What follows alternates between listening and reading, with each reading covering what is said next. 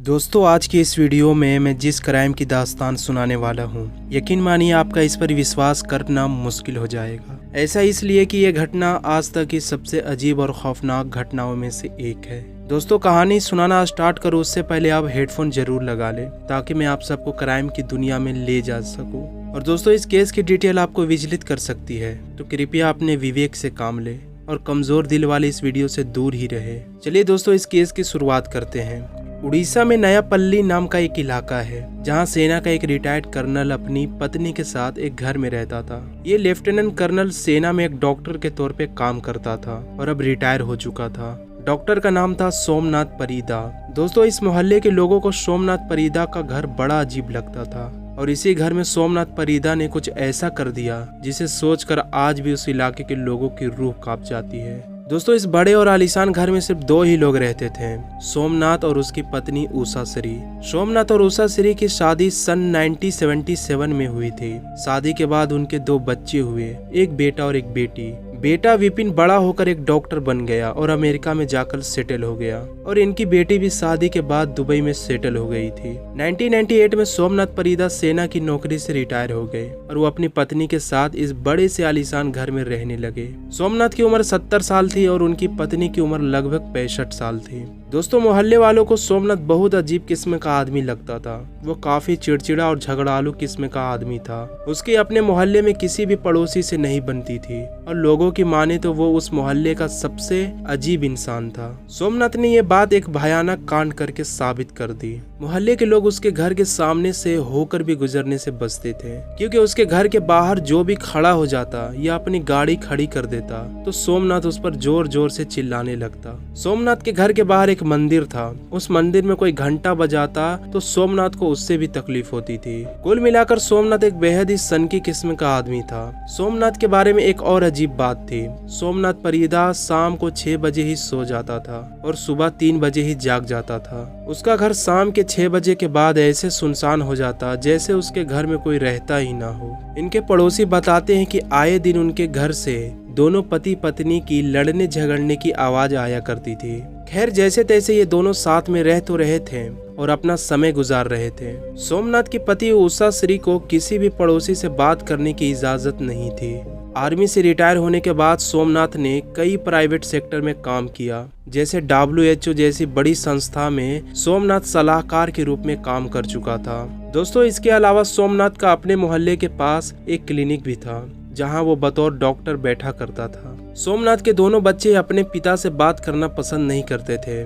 दरअसल इन दोनों बच्चों को भी अपने पिता का स्वभाव डरावना और अजीब लगता था। इसके लिए वो अपने पिता से ज्यादा बात नहीं करते थे। दोनों बच्चे सिर्फ अपनी माँ से ही फोन पर बात किया करते थे। अब सब कुछ ऐसे ही चल रहा था कि जून 2013 की एक दिन सोमनाथ का बेटा डॉक्टर विपिन परिदा अमेरिका से अपनी माँ के पास फोन करता है। उषा श्री का फोन स्विच ऑफ आ रहा था।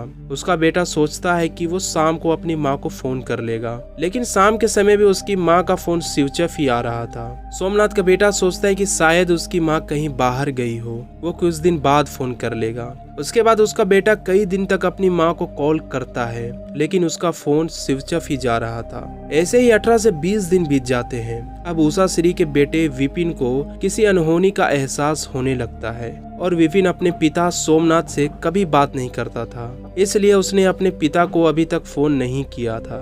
मगर इस बार विपिन को अपने पिता के पास फोन करने के अलावा कोई चारा नहीं दिखता और वो उन्हें फोन करता है। वो अपने पिता से पूछता है कि उसकी माँ कहाँ है। उसके जवाब में सोमनाथ कहता है कि उसकी माँ कुछ दिन पहले ही अपनी बेटी के पास दुबई चली गई है। उसके बेटे को ये बात बड़ी अजीब लगती है, क्योंकि ऐसा पहले कभी नहीं हुआ कि उसकी माँ बिना उसे बताए कहीं गई हो। अब विपिन अपनी बहन के पास दुबई कॉल करता है और उससे पूछता है कि माँ तेरे पास आई है। जवाब में उसकी बहन बताती है कि दुबई आना तो दूर, उसकी माँ से 20 दिनों तक बात ही नहीं हुई। अब दोनों भाई बहन को किसी बड़ी अनहोनी का एहसास हो रहा था। कहीं न कहीं इसका शक उन्हें अपने पिता सोमनाथ परिदा पर हो रहा था। इस बात को कंफर्म करने के लिए विपिन भुवनेश्वर में रह रहे अपने मामा रंजन समर को कॉल करता है। और उन्हें पिछले 20 दिनों का सारा वाकया बताता है। विपिन के मामा भी सोमनाथ की आदतों से अच्छी तरह से वाकिफ थे और सारी बात सुनकर उन्हें भी किसी अनहोनी का एहसास हो रहा था। उसके मामा विपिन को दिलासा देते हैं और कहते हैं कि मैं आज ही तुम्हारे घर जाकर देखता हूँ कि दरअसल मामला क्या है। अभी तक उनको इस बात की खबर नहीं थी कि एक बहुत ही बड़ा खौफनाक मंजर घर पर उनका इंतजार कर रहा है। खैर 23 जून 2013 को विपिन के मामा अपने कुछ रिश्तेदार के साथ अपनी बहन उषा श्री के घर पहुंच जाते हैं। शाम लगभग 5 बजे का समय था और सोमनाथ के घर की सारी लाइट बंद थी। विपिन के मामा घर के डोरबेल बजाते हैं लेकिन अंदर से कोई जवाब नहीं आता।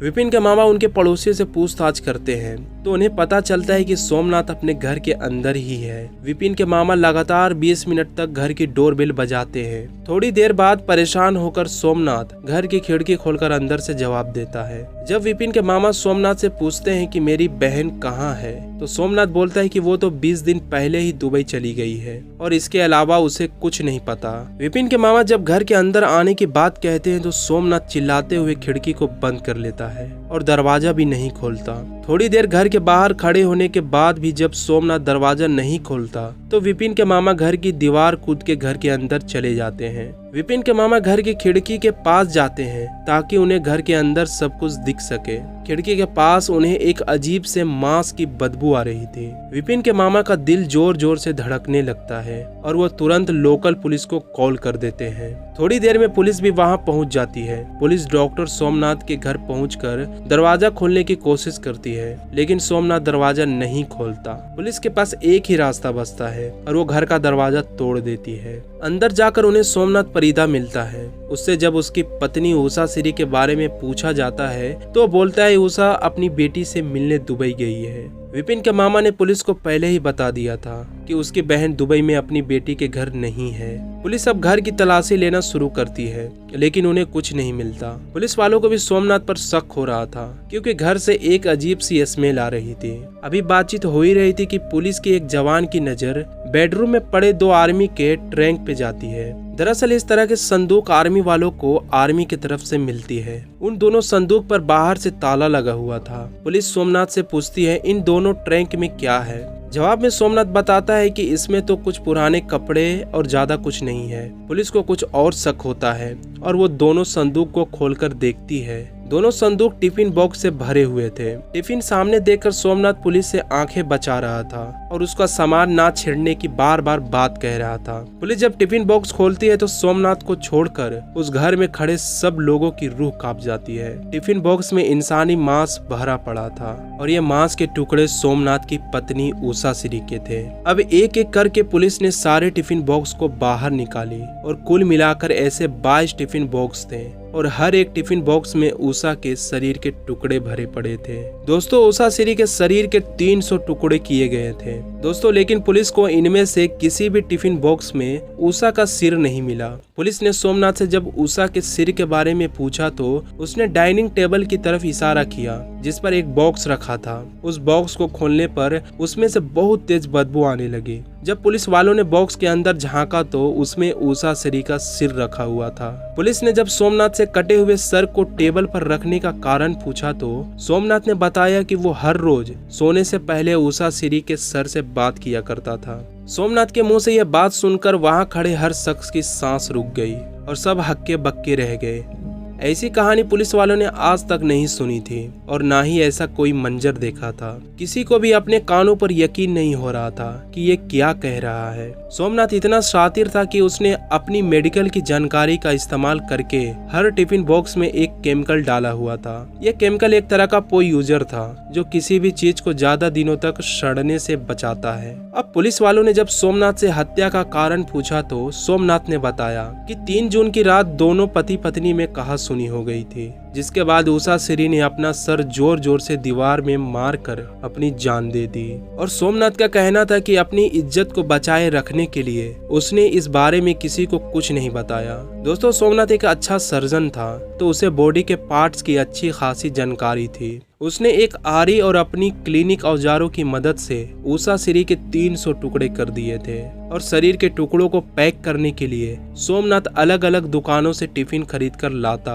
और उसमें उषा के मांस के टुकड़ों को पैक कर देता। सोमनाथ हर दुकान से 2 या 3 ही टिफिन बॉक्स खरीदता ताकि किसी को उस पर शक न हो। उसने पुलिस वालों को बताया कि वो उन टुकड़ों को शिरडी साइन में ले जाकर अपनी पत्नी उषा की समाधि बनाने वाला था, क्योंकि ऐसा करने के लिए मरने से पहले उषा ने सोमनाथ को बोला था। पुलिस ने फोरेंसिक टीम को बुलाया और उषा श्री के मांस और सिर को पोस्टमार्टम के लिए भेज दिया। पोस्टमार्टम में उन्हें पता चला कि उषा की मौत सिर पर किसी भारी चीज के लगने से हुई है। उन्हें सोमनाथ के घर से एक भारी टॉर्च मिली जिससे उषा जी की हत्या करी गई थी, यानी कि ये आत्महत्या नहीं बल्कि साफ साफ एक हत्या थी। सोमनाथ ने 22 टिफिन बॉक्स इसलिए खरीदे ताकि वो अलग अलग दिन उषा के टुकड़ों को टिफिन में पैक करके अलग अलग जगह पर फेंक सके। अगर कुछ दिन और बीत जाते तो शायद सोमनाथ इस काम में सफल हो जाता और उसका पकड़ा जाना मुश्किल हो जाता। लेकिन सोमनाथ पकड़े जाने के बाद भी बिल्कुल शांत था। उसकी आंखों में जरा भी दुख और पश्चाताप नहीं था। पुलिस को जांच में पता चला कि सोमनाथ इस 20 दिनों में अपने क्लिनिक पे भी जाया करता था और काम करता था। दोस्तों, ये हत्या इतनी असाधारण तरीके से की गई थी कि कोर्ट ने सोमनाथ के मानसिक जांच करने का आदेश दे दिया। जांच में पता चला कि वो मानसिक रूप से बिल्कुल स्वस्थ है, यानी कि सोमनाथ ने यह हत्या पूरे होशो हवास में करी थी। और पुलिस को जांच में एक और बात पता चली कि उषा श्री अपने पति और उसकी एक महिला मित्र पर शक करती थी और इसी कारण रोज उनके घर में लड़ाई हुआ करती थी। और एक दिन लड़ाई इतनी बढ़ गई कि गुस्से में आकर सोमनाथ ने अपनी पत्नी के सिर पर टॉर्च दे मारी, जिससे उसकी मौत हो गई। पुलिस ने इस केस में 70 पन्नों की चार्जशीट फाइल करी और कोर्ट में केस चलाया और फरवरी 2020 को डॉक्टर सोमनाथ परिदा को कोर्ट ने दोषी मानते हुए 50,000 रुपये का जुर्माना और आजीवन कारावास की सजा सुना दी। तो दोस्तों, ये थी आज की खौफनाक कहानी। आप इस कहानी के बारे में क्या सोचते हैं कमेंट में जरूर बताएं और आगे ऐसी ही स्टोरी सुनने के लिए हमारे चैनल को जरूर सब्सक्राइब करें। तो मैं मिलूंगा किसी नई स्टोरी के साथ, तब तक के लिए बाय बाय।